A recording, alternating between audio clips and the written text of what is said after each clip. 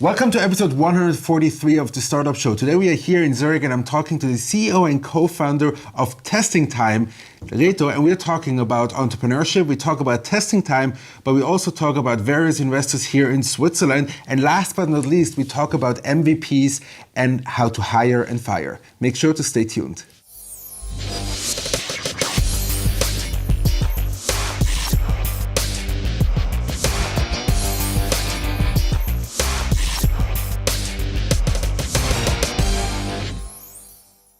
Welcome to episode 143 of the Startup Show. Today we are here in Zurich and I'm very excited to meet with the CEO and founder, Reto. Welcome to the show. Thank you, Cédric. Reto, you're the CEO and founder of TestingTime. I'm very excited to be here. I'm one of the more established startups here in Zurich. As usual on the Startup Show, you get about 2 minutes to introduce yourself to my audience. My name is Reto. I originally studied computer science. Yes. In Rapperswil. After my studies, I went to Lausanne, joined the first startup there called Singularis. It was like in the TV recommendation space. It was a victim of .com bubble burst. So that thing lasts 1.5 years. But luckily, I got a job in San Francisco, in Silicon Valley, basically right before the bubble burst. And so after I left that startup in Lausanne, I moved to San Francisco. And the company there was Varian Medical Systems. I worked there for about 5 years. After a while, kind of got bored working there. So I started my first startup there together with Remy Blattler from Supertex. Yeah. He was at the same time living in New York, me there, and we started a startup called Accelerate. It was like a collaboration service for Microsoft Excel, which then was wiped away when Google started to do Google spreadsheets. Yeah. So after that failed, I came back to Zurich, joined Doodle as a product manager. They just raised their first round. I had the chance to join them as the very first employee. That was a really great experience and success story. And while I was there, I really got into user experience. I developed my big passion, studied besides my job there, again in Rapperswil and Basel as did a master in human-computer interaction design. And when I left Doodle, I discovered the idea for TestingTime, that everyone talks about user-centric design, but nobody really lives it the way it should be. And I realized one of the big problems is it's really hard to get test users involved into your design process. How did you evolve from being a product guy at Doodle to an entrepreneur and into entrepreneurship? What was this moment of spark where you said, like, that was the moment where I said, like, okay, I have to start my own thing? I think I had this even before Doodle. When I was in San Francisco, I already felt it, that I start my own company, my own startup. There it failed, or I mean, the big corporations got into the same space, so it kind of failed. And then I thought, like, maybe I need to take a step back in order to get too forward. Yeah. And there was this great opportunity at Doodle. I wasn't founder, but I was the first employee, so I could shape it a lot and learn a lot from them while we went through the whole company build-up. And then this kind of prepared me to go back again to do my own thing. So. We saw, and a couple, I think one of your friends told me one of the earliest things, let's say, that you developed was an app. Based on your passion, I heard, for Windows Phone. Again, at some points, there was still one fan left that really loved the Windows phones. But you developed an app, a memory training app. What was that like about? So I tried to leave this away from my journey, but now you bring it up. Yes. Actually, when I left Doodle, I did something in between before I discovered the idea of TestingTime. It was called Remember the Name. Inspired by Doodle's like mass customer base, I thought, like, I want to do something also for the masses, and I was always really bad with names, remembering names. I could go to conferences and I knew all these people, but every time the same thing. Then I thought, well, I want to solve this with a memory app. And I got together with some memory trainer. He does this professionally, and I thought this great combo. And then we developed the first take on the app, and then it didn't get anywhere. People always liked the idea, but when it came down to practicing this, people were just too lazy. And I almost gave it up when I discovered this Microsoft and Nokia contest. So they sponsored 20,000 euro to build a Windows Phone app, and I had a Windows Phone, and I was like, well, let me try one last time. Maybe on a native app this thing performs better. So I went to actually Helsinki. They invited me there. It was all dark, and we had to build this Windows Phone app. It was actually a nice app, but it didn't get me any further. So, and then afterwards, I just gave up on the whole thing. Okay, and also on the Windows Phone, by the way. Okay, good. So now you're on Android, iPhone? No, iPhone. Oh, iPhone. Okay, very good. Okay, testing time. Let's talk about testing time. Maybe give us a short pitch so everybody in my audience is on the same page. Nowadays, if you run a service or you sell a product, it's really important that you build a product which customers love. And in order to do that, people pull in people very early in the design process to test prototypes, to learn and understand what kind of makes them love the product and is it easy to use. And to do that, you need test users representing your target audience. We basically provide a service where you can go online and say, I need 10 people matching this profile next Thursday to come to my office. And then we match the right candidates, we schedule them, we make sure they go there, and then the customer does their studies, tests, whatever. And at the end, when everything went successful, we pay them for participating. We are in a rollout process across Europe. So we are Switzerland, Germany, Austria. We also launched in the UK. We will launch in France, starting with Paris next year, and really scale it across Europe. What is your business model behind it? It's like, in a way, Uber for test users. We just match the right candidates with the customers and make sure this session is going to appear, and we charge the customer, and about 30% of what we charge we hand over to the test users as an incentive. When you build a marketplace like what you're doing right now, there's always like the chicken and egg issue. What are you building first? What did you do in your case, and what was the solution for your problem? So when we started, because I had 2 startup fails, I promised myself I'm not gonna code anything until I have proof of concept. So I built a very small MVP, basically a landing page, which I had done by Upworker. And I used a order form, I used a survey tool, and I kind of styled it in a way that it looks like an order form. And that's it, there was no line of code. And with that, we acquired the first customers. We didn't have a single test user behind the scene. We made the claim we have 20,000 because that was sort of the number which makes you appear, you have good amount of test users. But what we did with the very first orders back 2013, when we tried the concept, we went into our network and found the people. So then orders went up, and so we started to build up the pool because we couldn't just go with every order, talk to our friends.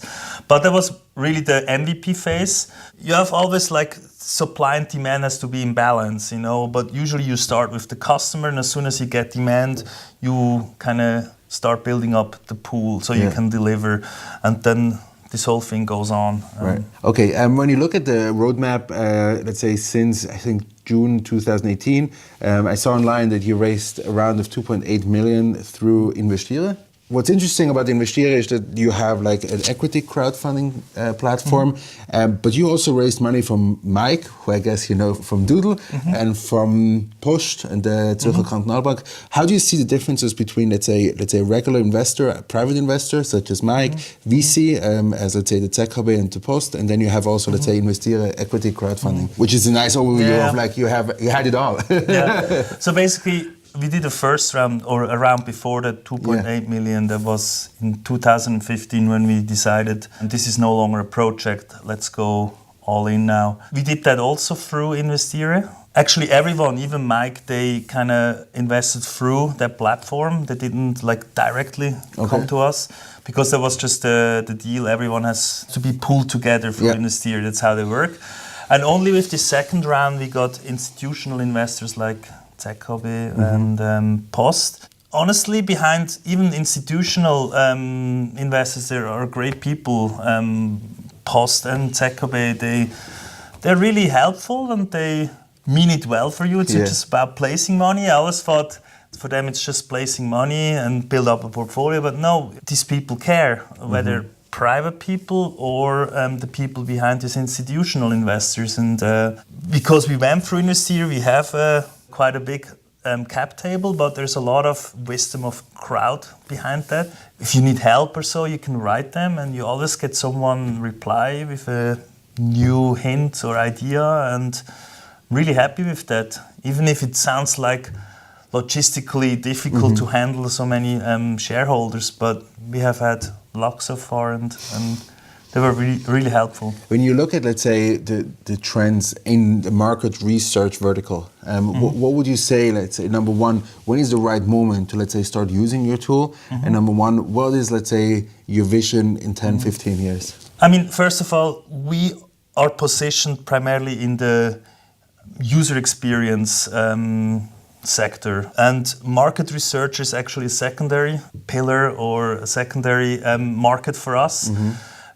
Just because we started the whole thing, we came out of the user experience field, and the market researchers also see the benefit and they come more and more, but they kind of think and work a bit different. That's why there's not always a great match on how we do provide the service. But what I see is, in the old days, there was only market research, right?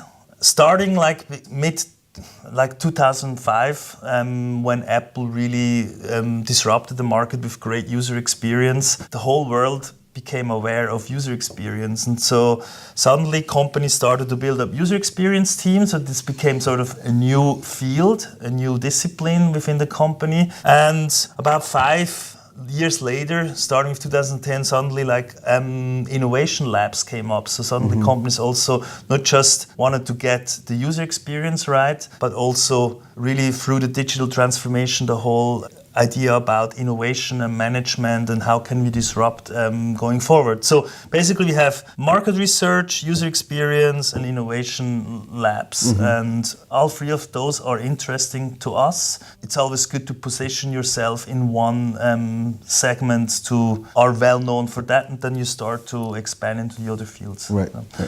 And you ask, where does it go in 15 years? I think the classic market research, they still have the highest, biggest budgets actually, but it's slowly flowing into this user experience and innovation segments. They are kind of transforming. They're also struggling a bit with their way they work. For the next 5 years, the three of will exist, but I think there will emerge, be happening, and I think market research will become a little bit more irrelevant than the others. The others will grow. Right. That's what I believe. So one of the things I'm curious to know, especially for a company that is like, let's say well established since 2015, you are on the market, or let's say running within your startup. One of the challenges that I heard about, let's say, TestingTime, and whether it's true or not is not even relevant, is about, let's say, organizational challenges, like within the company. What were your learnings and how do you deal with it? Well, there are phases, right? So when you start, you're just founders, and after some point you get your first employees, mostly when you get your first financing round done. At the beginning, it's all very easy. You're founders only and very first employees. You're a small team, 5 to max 10 people. It doesn't bring a lot of problems people-wise, because everyone knows everyone, you know what everyone is working on. But then when you go beyond 10 people, so what we went through this year, I kind of underestimated that. When you add on people, now we are past 20. Suddenly you need processes, you need like rules for certain things, and it's not suddenly like obvious for everyone, because when you start, it's always obvious because you build everything together, and suddenly you need to train people in certain things. And that was quite a mindset change. We even now just hired a HR person, because we believed too difficult for founders to handle the whole HR, make sure people are happy, they have a plan how they can grow in this company, and it's sort of also a neutral person for them. So it was definitely a challenging year, doubling the team, but we are now stable again, and now we are ready for 2019 with this team. It was like turbulent. And when you look at the Zurich startup ecosystem, especially with your background from the Silicon Valley, Doodle, one of the most successful startups coming from Switzerland, what are your impressions here? What can be improved? You know, people always believe Silicon Valley is like everything is like great there and everything goes automatically. It's not true. It's actually a really tough place. And what I realized during my time building Accelerate there is you need to know people. Such a big ocean of people there, and it's really hard to meet the right people. You can go every day to startup events and meetups, and even there you always meet the same people, but they are not like those who bring you further. Yes. It's very hard. In Switzerland, it's easier to have an overview, to make yourself a name, but once you kind of establish this, it's much harder to scale. You know, going to Germany for Swiss companies, it's still quite easy, but to go to the UK, much harder because in the US you have so much common ground there from state to state. It's much easier to roll out, but to really get somewhere, to get started, to bootstrap something, I believe it's much harder because it's so more competitive in the US. In the US, in the Silicon Valley. Okay. Here, no. Here you can just start. I think it's easier to meet the right people, and if you're persistent enough, they start to trust in you and invest in you. But it's much more, to oversee the place here in Zurich is much easier than the entire Silicon Valley.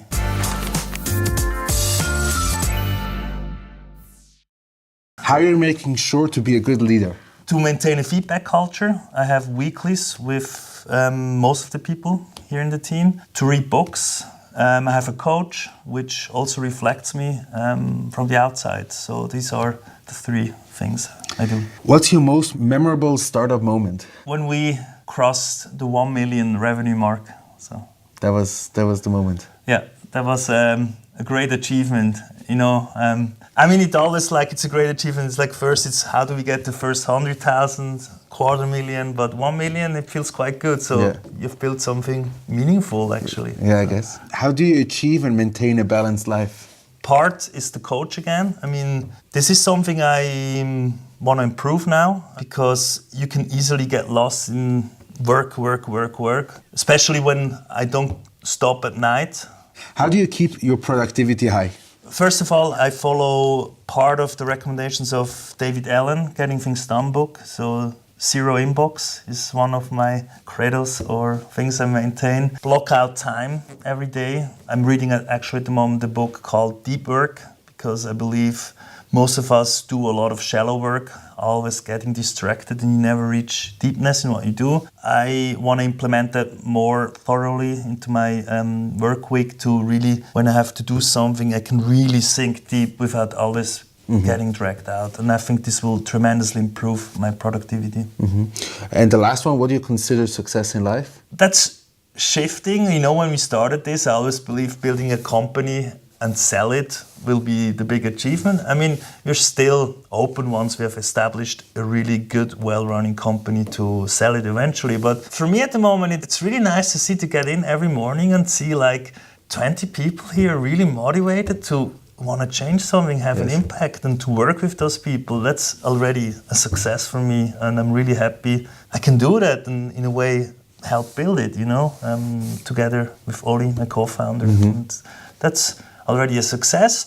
Going forward, eventually, this thing hopefully is attractive enough to take an exit. It's also the promise we made to our investors. And then basically become a sort of an angel investor, or maybe start something new, or invest in things which I really like, and in a way give back. But I love startups. I love the idea of creating something, and that drives me really.